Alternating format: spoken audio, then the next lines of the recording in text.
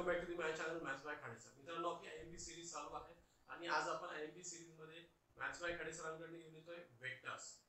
अगदी easy chapter आहे, पण बरेच जण वेक्टर कठीण आहे, वेक्टर जमणार नाही म्हणून सोडून देतात. पण मित्रांनो, हे चॅप्टर स्किप करू नका.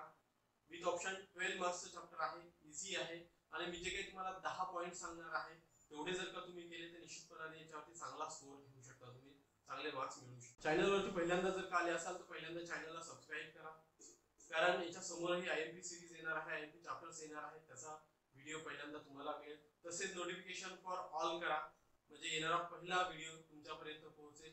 सोबत ज्या ज्या मित्रांना असं वाटतं की तुम्हाला हा व्हिडिओ शेअर केला पाहिजे किंवा जे मित्र वेक्टर स्किप करणार आहेत त्यांच्यापर्यंत हा व्हिडिओ निश्चितपणे पोहोचवा.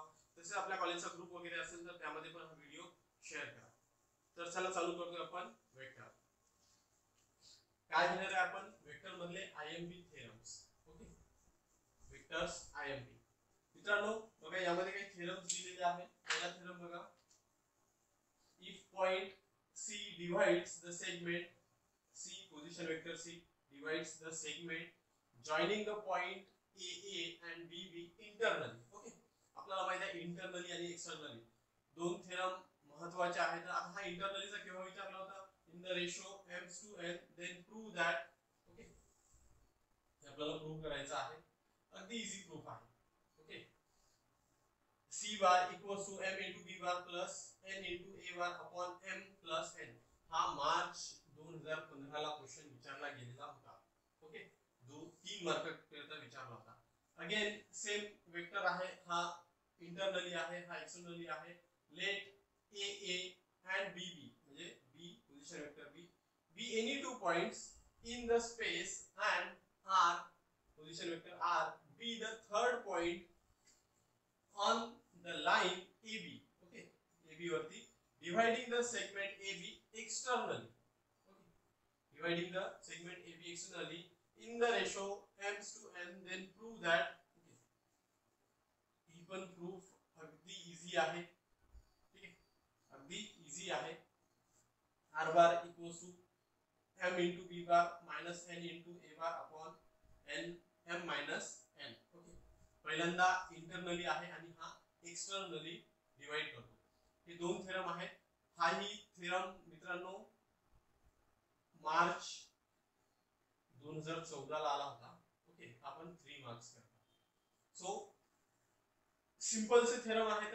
ओके, आपण हे थेरम घेतलेले आहेत, बुक्स मध्ये पण दिलेले आहेत, तुम्ही ते बुक्स मधून घेऊ शकता. जसं मी प्रत्येक व्हिडिओ मध्ये सांगतो मित्रांनो, हे मी जे काही आयएमपी देत आहे, जे क्वेश्चन्स देत आहे, ते क्वेश्चन्स तुम्ही एक नोटबुक करा आणि त्या नोटबुक मध्ये लिहून घ्या, पाहून लिहा, no problem.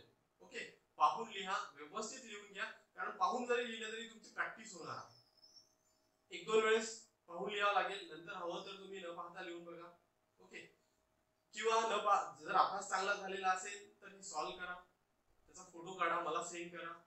Okay, WhatsApp group वरती असेल, आपलं चॅनल आहे व्हॉट्सअप वरती, टेलिग्राम वरती चॅनल आहे, तिथे पण तुम्ही टाकू शकता किंवा इन्स्टाला मला टॅग करू शकता. ओके, सो मी ते चेक करून तुम्हाला सांगेन काय क्वेरीज आहेत, कुठे चुकतंय, अजून काय इम्प्रूव्हमेंट करावी लागेल. लास्ट व्हिडिओज मध्ये मी जसं सांगितलं होतं त्या पद्धतीने बऱ्याच विद्यार्थ्यांनी मला पाठवलेलं आहे, मी चेक करून पण दिलेलं आहे त्यांना. सो तुम्ही पण मला सेंड करू शकता. ओके, सो हा मार्च मध्ये विचारले गेलेला आहे, मार्च 2014 मध्ये. देन बघा, angle inscribed in a semi circle. Okay, हा सेमी सर्कल मधला अँगल फाइंड करायचा हा एक थेरम आहे, छोटासा आहे पण इम्पॉर्टंट आहे, हे कधी विचारला जाऊ शकतो. त्यानंतर altitudes of a third of a triangle are concurrent. Okay, हाही थेरम विचारला जाऊ शकते. किंवा मग l² + m² + n² equals to 1, याला आपण काय म्हणतो, direction ratios. Okay, l² + m² + n² equals to 1, हाही प्रूफ याचा विचारला जाऊ शकते. सिंपलच आहे, काही कठीण नाही आहे यामध्ये. त्यानंतर व्हॉल्यूम ऑफ पॅरलेलोपिपेड, त्यानंतर व्हॉल्यूम ऑफ टेट्राहेड्रॉन, ही अगदी इझी आहे, एक 7-8 लाईन मध्ये आहे, हे आपण सिंपली सॉल्व करू शकतो. हे आपल्याला सोडायचं नाही, हे सगळे पॉइंट्स करायचे आहेत मित्रांनो. अगदी एवढे सारे थेरम लिहिणं पॉसिबल नव्हतं इकडे, म्हणून मग मी यांचे फक्त पॉइंट्स देतोय. तुम्हाला हे थेरम बुक्स मध्ये दिलेले आहेत, फक्त ते बुक्स मधून आपल्याला एका मी जसं सांगितलं तसं नोटबुक मध्ये लिहायचे आहे. ओके, यांची प्रॅक्टिस करायची आहे, हे सोडायचं नाही आपल्याला, करायचं आहे. Okay, again A bar dot product with B bar cross with C bar. Okay, हे आपल्याला करायचं अगदी सिंपल आहे. त्यानंतर coplanar vectors. Okay, coplanar vector हाही पॉइंट करायचा आहे, हा सोडायचा नाही. आता कोप्लेनर म्हणजे काय? कोप्लेनर केव्हा म्हणतो आपण? एकाच प्लेन मध्ये जर काही वेक्टर्स येत असतील.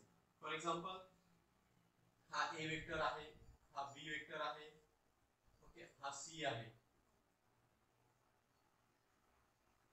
हा सी बार. ओके, हे एकाच प्लेन मध्ये आहे. ठीक आहे, हे एकाच प्लेन मध्ये आहे, तेव्हा याला काय म्हणतो आपण? Coplanar vector. ओके, मग काय होईल? A bar into X plus B bar into Y plus C bar into Z equals to 0. आपल्याला हे प्रूव्ह करायचं आहे. ओके, हे प्रूव्ह करायचं असतं. अगेन सेम, हाही महत्वाचा आहे. C bar equals to X into A bar plus Y into B bar. Okay, त्यानंतर कोलिनियर वेक्टर. कोलिनियर केव्हा म्हणतो आपण? बघा, हे झालेला आहे, सिंपलचा पॉइंट आहे. जर दोन वेक्टर, फॉर एक्झाम्पल हा ए आहे आणि अगेन हा बी आहे, ओके, एकाच लाईन मध्ये असतील तर त्याला कोलिनियर म्हणतो. किंवा पॅरलल जर असतील तर हा ए बार हा बी बार दोन्ही जर का पॅरलल असतील तरीही आपण त्याला काय म्हणतो? कोलिनियर. मग हा छोटा असेल, हा मोठा असेल तरी चालते, पण ते काय असायला पाहिजे? एकाच लाईन मध्ये असले पाहिजे किंवा पॅरलल असले पाहिजे, म्हणजे त्यांचं डायरेक्शन सेम असलं पाहिजे. डायरेक्शन सेम जर असेल तर त्याला आपण काय म्हणतो? Collinear vector. मग यामध्ये काय प्रूव्ह करायचं असतं बघा?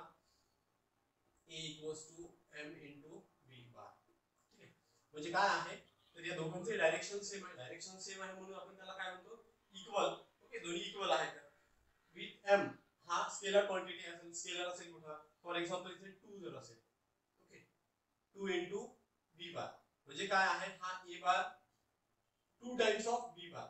Okay, 2 times of B bar म्हणजे याचं मॅग्निट्यूड 2 पट जास्त आहे ए पेक्षा. ओके, याचं मॅग्निट्यूड 2 पट जास्त आहे ए पेक्षा. असं इक्वल केव्हा दाखवतो आपण? बघा, हा इक्वल केव्हा असतात? तर हा ए आहे आणि हा बी आहे, फक्त 2 टाइम्स बी आहे. ओके, म्हणून याला काय म्हटलं आपण? इक्वल दाखवतो आपण. म्हणजे काय लिहिता येईल बघा आपल्याला? m into A bar plus n into B bar equals to 0. हे आपल्याला प्रूव्ह करायचं आहे कोलिनियर मध्ये. अगदी सिंपलच आहे. त्यानंतर सेंट्रोइड इन्सेंटिव्ह आहे. ओके, आणि नेक्स्ट बघा काय आहे? cos square alpha plus cos square beta plus cos square gamma equals to 1. आता हे दोन्ही सेम आहेत. ओके, डायरेक्शन रेशोज आहेत. यालाच आपल्याला या cos स्क्वेअरलाच काय लिहितो आपण? cos अल्फालाच आपण l लिहितो, cos बीटालाच आपण m लिहितो आणि cos गामाला आपण काय लिहितो? n. Okay, l m n square. हे आपल्याला माहित आहे. Okay, direction ratios. ओके, हे पण इम्पॉर्टंट पार्ट आहे. आपल्याला हेही करायचं आहे. हेही कधी विचारले जाऊ शकतो. अगदी एवढ्या मी जेवढ्या सांगितलं एवढ्या जरी गोष्टी केल्या आपण, एवढ्यावरती जरी फोकस केला तर तुम्हाला निश्चितपणाने चांगले मार्क्स मिळू शकतात. एवढ्यापेक्षा जास्त काही विचारले जाणार नाही एक्झाम मध्ये. ओके, कारण यामध्ये नियर अबाउट सगळे चॅप्टर झालेलं आहे. ह्या गोष्टींवरती तुम्ही फोकस करा. एवढेच फक्त थेरम करायचे आपल्याला. ओके, एवढे जरी थेरम केले तर तुम्ही निश्चितपणाने चांगले मार्क्स यामध्ये घेऊ शकता. ओके, सो मित्रांनो, व्हिडिओ जर आवडला असेल तर निश्चित व्हिडिओला लाईक करा. काही अडचणी असतील, क्वेरीज असतील किंवा कुठल्या चॅप्टरवरती, नेक्स्ट कुठल्या चॅप्टरवरती तुम्हाला आयएमपी हवे आहेत त्याकरिता तुम्ही मला कमेंट मध्ये सांगू शकता. कमेंट करा. सोबतच मित्रांनो, हा व्हिडिओ आपल्या सगळ्या मित्रांपर्यंत पोहोचवा. एक्झाम पर्यंत हा व्हिडिओ सगळ्या मित्रांपर्यंत गेला पाहिजे आणि त्या सगळ्या मित्रांनी सुद्धा चांगल्या पद्धतीने वेक्टर चॅप्टर केलं पाहिजे आणि त्यावरती चांगले मार्क स्कोअर केले पाहिजे. तर चला भेटूया आपण नेक्स्ट व्हिडिओ मध्ये. थँक्यू.